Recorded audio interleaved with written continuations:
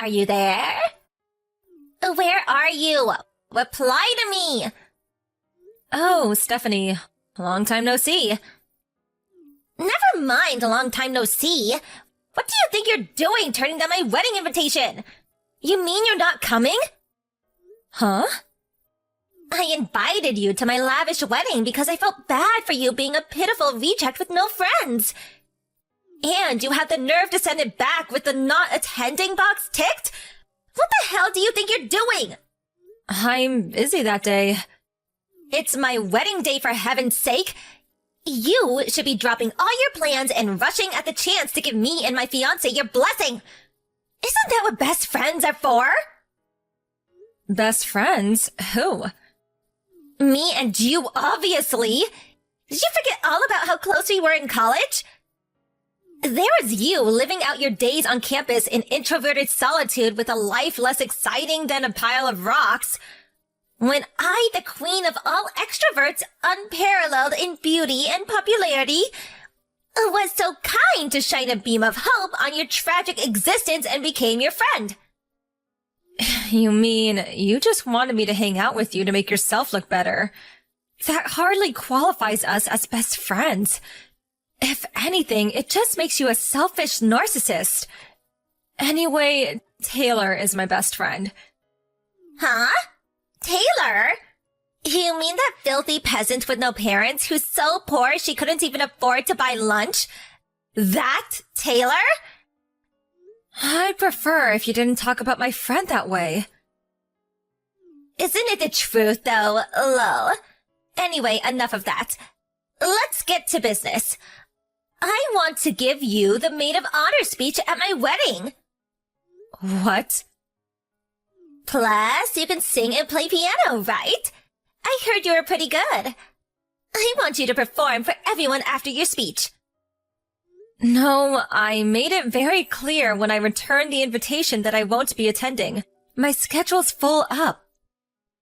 Well, you should make room in it to attend your best friend's wedding. Besides, why would you send me the invitation with less than a month to go until the ceremony? Even if I wanted to go, it'd be impossible on the timescale. Well, make it possible then. No, it's impossible because I have important business on that day I absolutely cannot get out of. What? You mean there's something more important than my wedding? That's exactly what I mean. Go on then, what is it? My boss's wedding. Seriously? You'd miss your best friend's wedding to go to some random guy from work's wedding instead? He's my boss, not some rando. And actually, he's a great guy who's always been there for me. I think it makes perfect sense to prioritize him over you. Are you saying I wasn't there for you back in college? You probably wouldn't have even made it through without me. The only thing I remember are your weird attempts to one-up me and put me down in front of everyone. No. Anyway, I can't help but feel that the only reason you sent me an invitation is because everyone else declined you. So you sent me one in an attempt to bolster the number, so that people who do attend don't realize everyone actually hates you. Sound accurate? It's not like that at all. I hit the bullseye, didn't I? I mean, come on, really? Best friends? Don't make me laugh. I'm done with this conversation. Good luck with your wedding. I'm sorry to contact you out of the blue like this. Am I right in thinking this is Alice's number? Maybe it is, but who's this? It's a pleasure to meet you. My name's Richard Bigglesworth. I'm your best friend Stephanie's fiancé. I apologize again for contacting you so suddenly, but I found your number on Steph's phone. I see. So, what could Stephanie's fiancé possibly want with me? I'll just come straight out with it. Why don't you attend our wedding? Huh? Surely you should be there to give your best friend your blessing on the most important day of her life. She broke down in tears. She invited you because she wanted her closest friend to be there on the happiest day of her life. It's a day that only comes around once, you know. But she said you suddenly returned the invite with not attending checked. I see. Like I told Stephanie, I have an urgent engagement on that day, so I can't come. Yes, and I'm telling you that the way you've gone about this is just wrong. You've been downright inconsiderate and disrespectful, I tell you. Despite the fact you returned the invitation agreeing to give a speech and piano performance a whole 3 months ago. You have the nerve to pull out now all of a sudden, with less than a month left until the wedding day.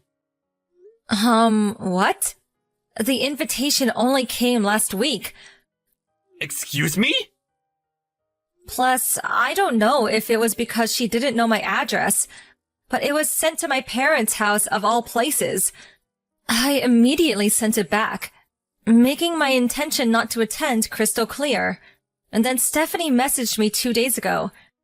She demanded that I attend no matter what, seemingly having no concern whatsoever for the fact that I already have plans of my own.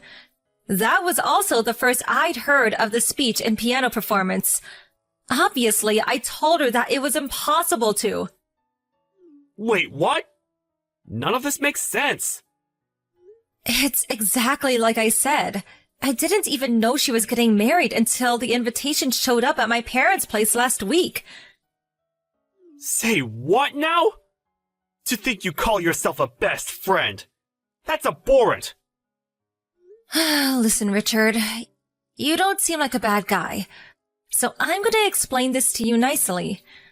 But me and Stephanie haven't spoke since college. It's been over 7 years. 7 years without so much as a single message exchanged between us. I haven't seen from her, heard from her, or even about her in all that time. Can you really call us best friends? What? None of this adds up. What's more, if I had to say one way or the other, far from being friends, I'd say we didn't actually get on that well at all. Really? Forgive me for asking you this, but do you think there's any chance her sending you an invitation might have something to do with the fact so many people, particularly people she listed as close friends, are turning down the invites? Are there really that many? About 90% of the invites she sent were declined. 90%? Jeez. Does that mean, while being fully aware of the situation, you messaged me without harboring a single doubt as to why no one wants to associate with her? You were listed number 1 as her closest friend, but she did say there was a chance you may have betrayed her. Betrayed her? How? Forgive me for dragging up the past here, Alice, but she told me the story of the time you and her were fighting over a certain boy in college. Eventually, that boy chose her over you, and they started dating.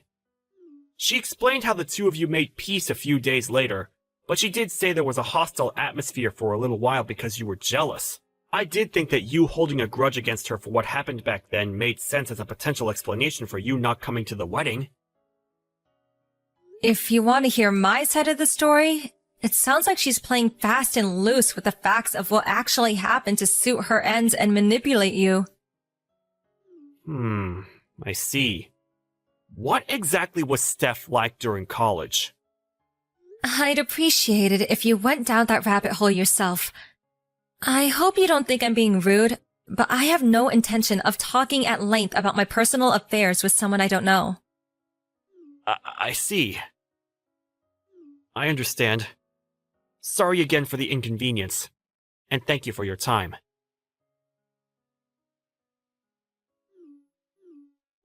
Alice, you scheming witch! What the hell did you say to him? What do you want? My fiancé broke off the engagement. You're behind this somehow. I know it. What did you do? I see. Well, I wouldn't exactly go as far as saying I did something. Why did he dump me then? Explain now! Your name was mentioned, Alice. I know you were involved. Don't think you're getting away with this. Listen, Steph. Richard's the one who contacted me. What? Why?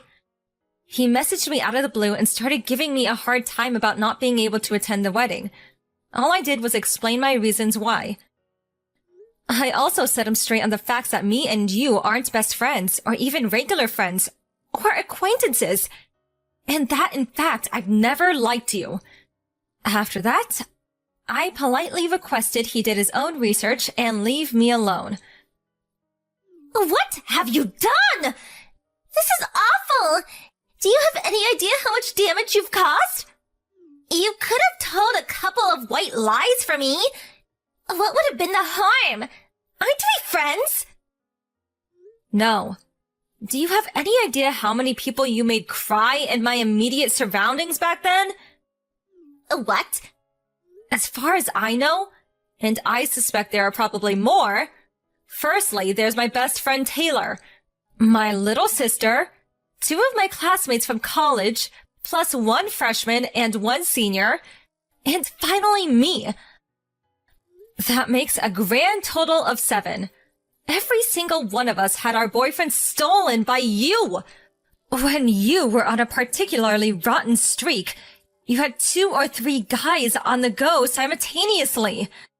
Not only that, you strutted around campus with your head held high, boasting of your accomplishments to anyone who'd listen, and relentlessly mocking your victims. What was your favorite line again? Oh yeah. This is just how life is when you're as beautiful as me. The fact that you've just had your engagement broken off 7 years later suggests to me that you probably haven't changed your ways since becoming an adult and entering society. It's not my fault guys want me. If anything, it's their fault for not leaving me alone. Were you born completely devoid of reason? What? I remember how you used to strut around flirting with other guys, even when you knew they have girlfriends. Or how you'd welcome the advances of other guys, even when you already had a boyfriend or boyfriends. The worst part was, you actually seemed to take pleasure in wrecking other couples' relationships. You seem to be lacking the bare minimum of reason required to exist in human society, Stephanie. Don't be so mean. I'm gonna go out on a limb and guess that you totally deserve to get dumped by your fiancé and have the engagement broken off on this occasion. At the very least, you should use this as an opportunity to reflect on your life up until now and ask yourself why it might be that people consistently seem to want nothing to do with you. Goodbye. Richard messaged me again a couple of days later, apologizing profusely for the hassle his ex-fiancée had caused me. Our messages made him suspect her, and as well as keeping a close eye on her day-to-day movements, he conducted a thorough background check. When he did, he stumbled on an intricate web of lies involving several affairs, some of which he's still in the process of exposing. As things stand, his investigations have unearthed a whopping 3 secret lovers. On top of breaking the engagement, he not only took Stephanie to court for compensation, but all 3 of her lovers too. Obviously, the compensation also included the cost of the now canceled wedding ceremony and honeymoon. It turns out their own wedding was intended to be quite the extravagant affair, the total cost amounting to somewhere in the region of an unbelievable $70,000, including the damages owed for the 3 affairs. She now owes over $76,000, and not being partially well off financially, is now desperately trying to claw her way out of self-induced debt hell. I don't know whether it's because she's super poor now, but my best friend Taylor said she saw her disappearing into a crowd of people the other day, wearing ripped clothes that looked like they hadn't been washed in weeks, and clutching some half-eaten bread crust like her life depended on it.